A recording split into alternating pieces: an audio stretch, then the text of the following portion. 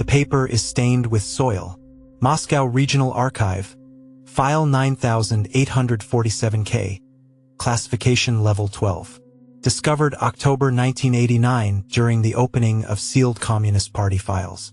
Inside, 3 pages of Cyrillic handwriting, each word carved deep enough to tear through the paper. At the top, a date, March 3, 1953. Below it, a single sentence that stops time. Mother, I buried them while they were still breathing. Forgive me. These are the final words of Private Ivan Kozlov, 47th Guards Regiment, assigned to state security operations in Ukraine. Written hours before he hanged himself in a Siberian labor camp. Found sewn into the lining of his prison coat by guards who never reported its existence. This is his confession. This is his torment. This is his plea for absolution that will never come. Don't let these forbidden voices be forgotten. Subscribe now so we can uncover more truths buried in silence.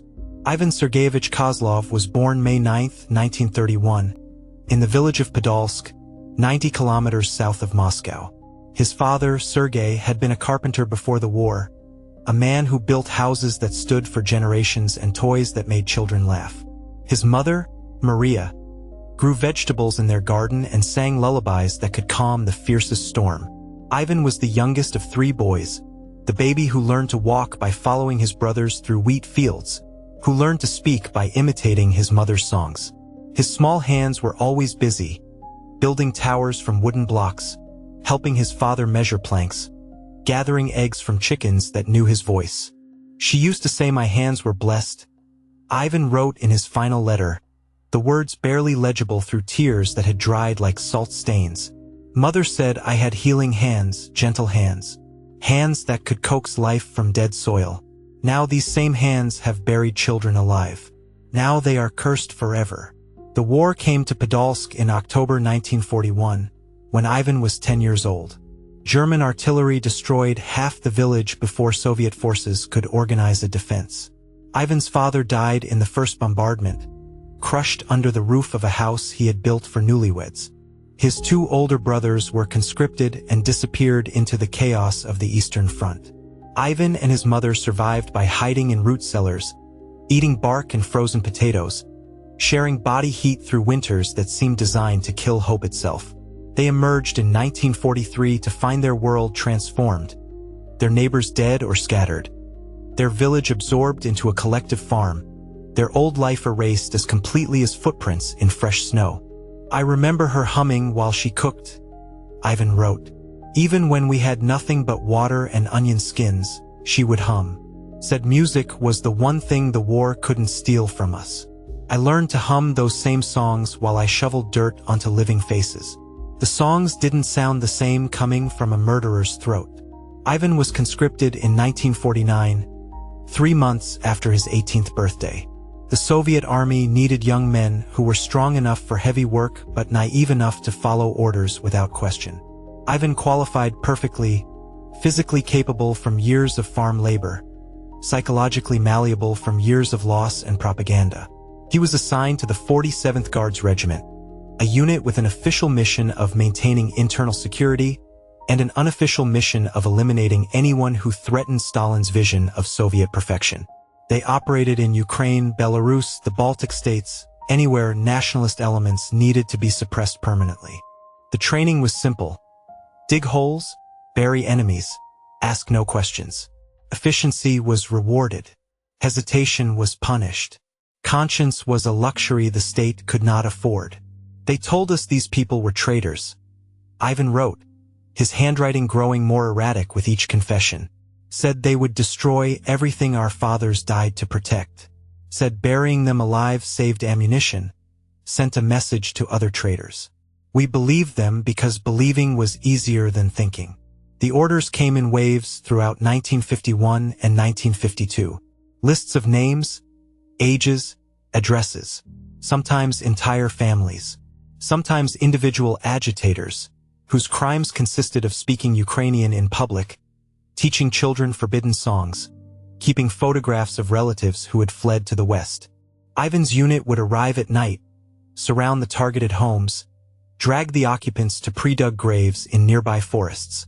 The victims, men, women, children, elderly grandparents, would be forced to lie down in the holes while Ivan and his comrades shoveled earth over their bodies. They were still alive, Ivan wrote, the words surrounded by ink blots where his tears had fallen. They moved under the dirt. I could feel them struggling through the handle of my shovel. But I kept digging, kept covering them, kept following orders like a machine that had forgotten it was human. The psychological mechanism was elegant in its cruelty. By burying victims alive rather than shooting them, the state transformed execution into something that felt less like murder. The soldiers weren't pulling triggers. They were just moving dirt. The victims weren't being killed. They were simply being covered up, hidden away, forgotten. But dirt is not a bullet. Death by suffocation takes time. The buried victims had minutes to contemplate their fate, to whisper final prayers, to claw helplessly at the earth pressing down on their faces. And the soldiers had those same minutes to listen, to wonder, to remember that they were murdering human beings one shovelful at a time. I obeyed. Ivan wrote, the simplest and most devastating confession in his letter. I obeyed because I was afraid, because I was young, because I thought following orders made me a good soldier. I didn't understand that some orders make you something worse than a criminal. They make you a monster. What Ivan could not write was louder than the lines themselves. The truth he could barely acknowledge, even in his final confession. That part of him had enjoyed the work. Not the killing itself, but the power it represented. The absolute control over life and death. The certainty that he was serving something greater than himself. Something that justified any action, forgave any atrocity. The intoxication of righteousness was more addictive than vodka, more corrupting than money.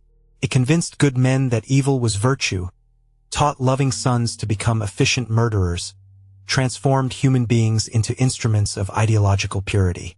But addiction requires increasing doses to maintain the same effect. By early 1952, Ivan needed stronger justifications to feel righteous about his work. He began volunteering for extra assignments, competing with other soldiers to see who could bury the most victims in a single night. I became proud of my speed. Ivan wrote, words that seemed to have been torn from his soul. Proud of my technique. I learned to pack the dirt just right, tight enough to prevent escape, loose enough to let them breathe a little longer. I thought I was being merciful. I thought extending their suffering was kindness. The breaking point came on February 15, 1952. The target was a family in a village outside Kiev. Petro Kovalenko, age 47, his wife Oksana, age 44, their children Mykola, age 16, Yulia, age 13, and little Katya, age 7. Their crime was speaking Ukrainian at home and teaching their children traditional songs. Ivan's unit arrived at 2:17 a.m. The family was asleep when the soldiers broke down their door. Petro tried to shield his children, begging the soldiers to take only him. Oksana clutched baby Katya to her chest, whispering lullabies that turned into prayers. The graves had been dug the previous afternoon in a birch grove 2 kilometers from the village. 5 holes, each exactly 2 meters long, 1 meter wide, 2 meters deep.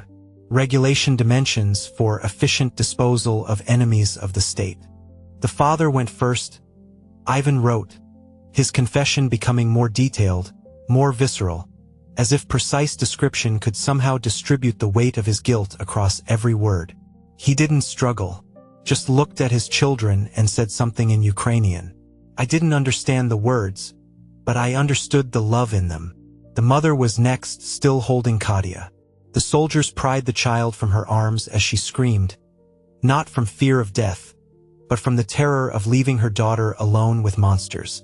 Oksana was forced into the second grave while Katya watched, too young to understand but old enough to be traumatized forever. Then the children, Ivan wrote. Mykola tried to run. We caught him, dragged him back. He was my age when I first learned to help my father with carpentry. Same age when the war taught me that the world was cruel. But I had learned cruelty by suffering it. He learned it by dying from it.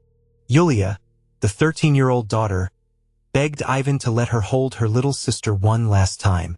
For 30 seconds, Ivan considered it. 30 seconds where mercy fought with duty, humanity battled ideology. The boy from Podolsk wrestled with the soldier from the 47th Guards. Duty won. It always won. Ivan separated the sisters and forced them into adjacent graves. Yulia in hole number 4, 7-year-old Katya in hole number 5. The youngest victim Ivan had ever buried alive. I started with the father. Ivan wrote, his handwriting now barely legible, as if his hand was rejecting the words his mind insisted on confessing. One shovel of dirt across his chest. Then his face. I watched his eyes until the earth covered them. Then I moved to the mother. Then the teenage boy.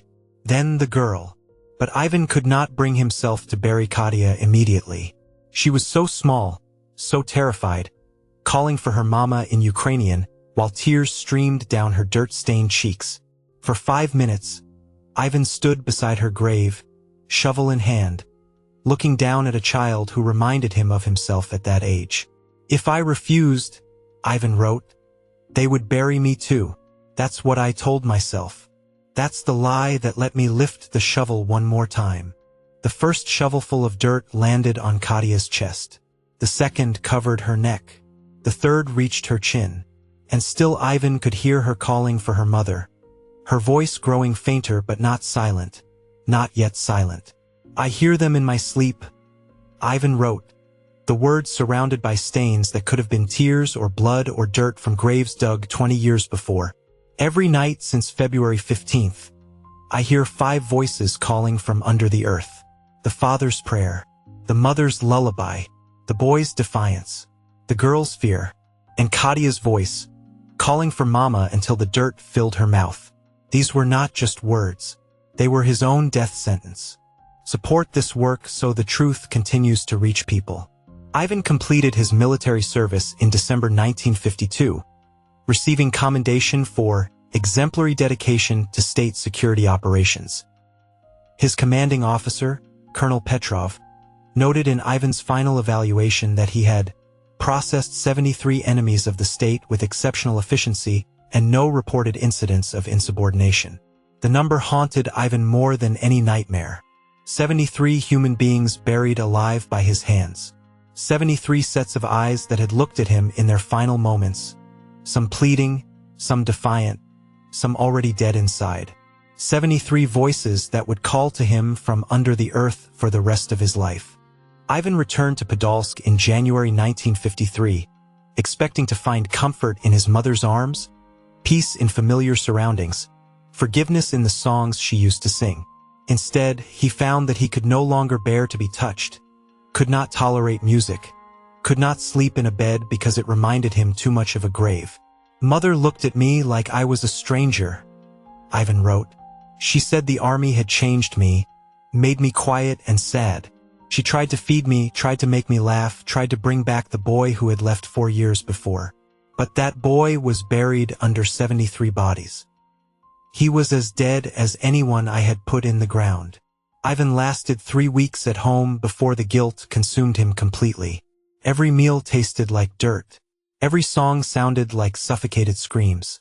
Every night brought dreams of small hands clawing at wooden coffin lids, of children calling for mothers who were buried in adjacent graves. On February 12, 1953, exactly 3 days before the anniversary of the Kovalenko family massacre, Ivan walked to the local NKVD office and confessed to desertion, sabotage, anti-Soviet agitation, and any other crime he could think of. He begged to be arrested, tried, executed. He demanded punishment for crimes he had never committed because he could not bear living with the crimes he had. I tried to tell them about the burials, Ivan wrote, tried to confess my real crimes, but they wouldn't listen, said I was having a breakdown, suffering from combat stress. They gave me 3 choices: return to duty, accept psychiatric treatment, or face charges for wasting state resources. Ivan chose a 4th option. He attacked a guard, stole his weapon, and fired 2 shots into the ceiling of the NKVD building. The shots were not intended to harm anyone. They were intended to guarantee his arrest, his trial, his execution. The plan succeeded and failed. Ivan was arrested, tried, and sentenced. But instead of execution, he received 25 years in a Siberian labor camp. Instead of merciful death, he was condemned to quarter-century of life with his memories. They sent me to freeze instead of die, Ivan wrote from his prison cell. Thought the cold would cure my madness. But you cannot freeze guilt. You cannot work shame away with 14-hour days in the mines. You cannot bury conscience under mountains of coal. Ivan spent his first year in the camp trying to die. He volunteered for the most dangerous work assignments, refused winter clothing, gave away his food rations to weaker prisoners. But the human body's will to survive is stronger than the human mind's desire for death. Ivan lived despite his best efforts to die. His second year was spent trying to forget. He drank prison-made alcohol that could blind a man, picked fights with guards who could beat him unconscious, worked until exhaustion erased everything except the need for sleep. But forgetting proved as impossible as dying. His third year was spent remembering. Ivan began writing letters to his mother that he never sent, letters that became confessions, confessions that became the only honest thing he had done since February 15, 1952. Every line felt like farewell. Prison guard Dmitry Volkov wrote in his secret diary, discovered 40 years later. Ivan would write for hours, sometimes all night, covering pages with words that seemed to bleed from his pen. We were ordered to confiscate prisoner writings, but something about Ivan's letters stopped us. They felt too important to destroy. The letters began as attempts to explain his crimes to his mother. They evolved into attempts to explain them to himself. By the end, they had become attempts to preserve the memory of his victims, to ensure that somewhere, someone would remember the names of the people he had buried alive. Petro Kovalenko loved to carve wooden toys. Ivan wrote, reconstructing details about victims he had spent months researching after their deaths. His wife Oksana could bake bread that smelled like heaven. Mykola wanted to be a teacher like his grandfather. Yulia wrote poems in Ukrainian that made her parents cry with pride. Katya collected flowers and gave them to strangers to make them smile. Ivan had learned these details by questioning other prisoners from Ukraine, reading confiscated family letters, listening to conversations in languages he was not supposed to understand. He had become an obsessive biographer of his own victims, the curator of their memories, the guardian of their stories. I killed them, Ivan wrote, but I remember them. I destroyed their bodies, but I preserve their souls. It is not redemption. It is not forgiveness. It is the only thing I can do that is not evil. The final letter, the one found sewn into his coat, was different from the others. Written in March 1953, it contained no biographical details about victims, no analysis of political systems, no attempts at justification or explanation. It was simply a son speaking to his mother, confessing the unconfessable, begging for forgiveness he knew he could never receive. Mother, I became a monster. Ivan wrote, his final confession stripped of everything except raw truth. Not because I was ordered to, not because I was afraid, but because I chose to. Every shovelful of dirt was a choice. Every buried child was a decision I made. I cannot blame the state, cannot blame the war. I can only blame myself. The words stopped mid-sentence. Ivan had written, I am sorry for. When the pen ran out of ink, or his courage ran out, or his ability to continue living with the truth finally ended. Ivan Kozlov hanged himself at 3:47 a.m. on March 4, 1953, using strips torn from his prison uniform and tied to the bars of his cell window. He left no note beyond the letter sewn into his coat, no explanation beyond his confession, no final words beyond his plea for forgiveness. He was found by guard Dmitry Volkov during morning inspection. Volkov cut down the body, searched the cell, discovered the hidden letter. According to regulations, he should have turned it over to the camp commandant immediately. Instead, Volkov read it. Then he folded it carefully, sealed it in a waterproof pouch, and hid it in the camp's medical supplies. For 36 years, the letter remained hidden while Volkov carried the weight of its words.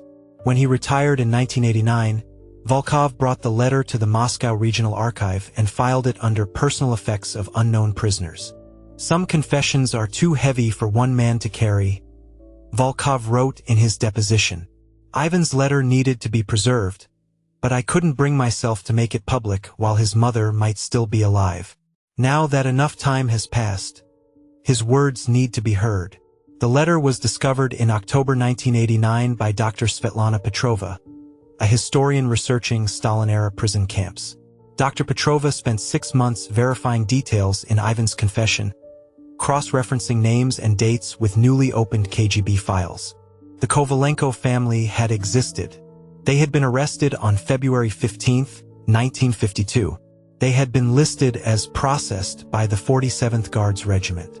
Their bodies were never found, their graves never marked, their deaths never officially acknowledged. Ivan's letter is the only record of how they died. Dr. Petrova wrote in her analysis, "Without his confession, the Kovalenko family would have simply vanished from history. Their names would have been forgotten, their suffering unrecorded, their murders unpunished." Dr. Petrova tracked down Ivan's surviving relatives and informed them about his letter. His mother, Maria, had died in 1967, never knowing what had happened to her son after his arrest. His nephew, Victor, was the sole surviving family member. "Uncle Ivan never came home from the war," Victor told Dr. Petrova. "Mother waited for him until she died. She used to hum his favorite songs and set a place for him at dinner, convinced he would walk through the door someday. Now I understand why he never came home. How could he face her, knowing what he had done?" The letter was published in the journal Memorial in 1990, causing immediate controversy. Some historians questioned whether any Soviet soldier would have written such a detailed confession. Others argued that the letter's psychological authenticity proved its historical value. Veterans groups condemned the publication as anti-Soviet propaganda designed to shame the Red Army. Human rights organizations praised it as crucial evidence of Stalinist atrocities. Family members of victims demanded that all similar letters be made public immediately. Ivan's confession forces us to confront uncomfortable truths about obedience, complicity, and moral responsibility, Dr. Petrova wrote.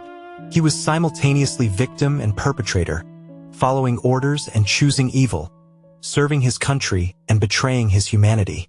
The debate continues today.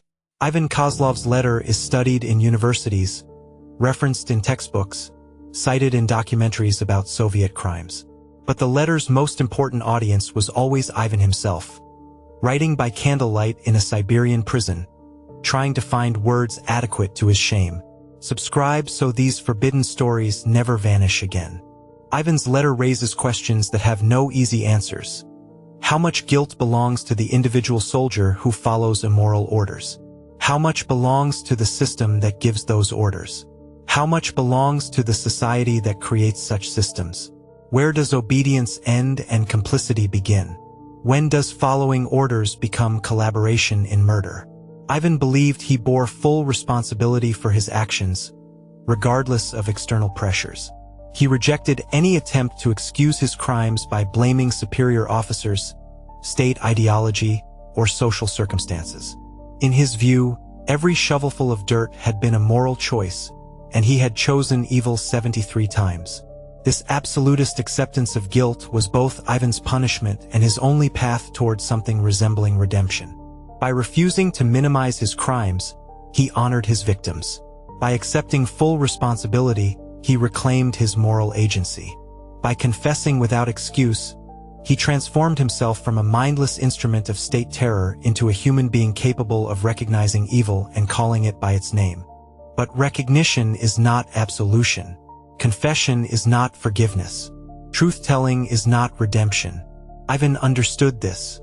His letter was not an attempt to earn forgiveness but to bear witness, not to excuse his crimes but to ensure they were remembered. The Kovalenko family was reburied in 1991. Their remains finally discovered in the birch grove where Ivan had left them 39 years earlier. 5 wooden crosses mark their graves, carved by local volunteers who knew their names only because Ivan had preserved them in his confession. Petro and Oksana rest side by side, their children buried nearby.